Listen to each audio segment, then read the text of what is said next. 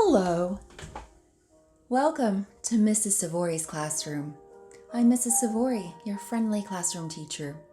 Today, I'm offering not a teaching tip, but rather just teaching, educating all of you out there about something very important. May is Mental Health Awareness Month. That's right. And during this time of COVID-19 and quarantine, we should all be much more aware now of mental health. Don't forget to check in on your friends and family. There are a lot of people out there struggling with trauma, anxiety, depression. You just never know. I have an uncle who committed suicide when I was a teenager. And he was one of my favorite uncles because he was one of the few that I had gotten to know growing up. I remember thinking it as a surprise to learn that he had committed suicide because by all accounts, to me, he seemed fine. You know, he was successful, he had a family. Then it became this thing that we didn't talk about. And I think a lot of families don't talk about when a loved one commits suicide.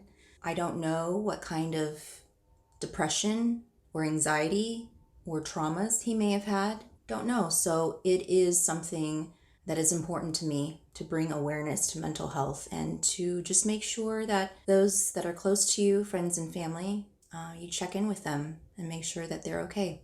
There could be people out there who are bipolar, grieving, dealing with a lot of stress. Whatever the case may be, check in on those people. And if you are suffering, please, by all means, talk to someone. Share with those around you.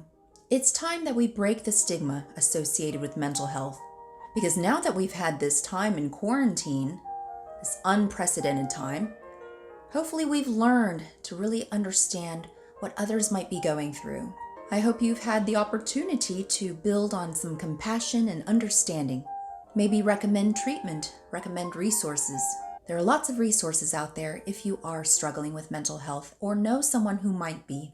The National Alliance on Mental Health, as well as Mental Health America, both organizations where you can find some answers or some resources to help you through this time. This is an important topic for me, so I hope you'll take it into consideration to reach out to someone that you know, maybe someone you haven't heard from. Make sure they're okay. Are they really okay? Or are they just saying they're okay? Dig deeper. As we've seen with a lot of celebrities, you just never know what's really going on in people's minds. Thank you for stopping by Mrs. Sivori's classroom. Class dismissed.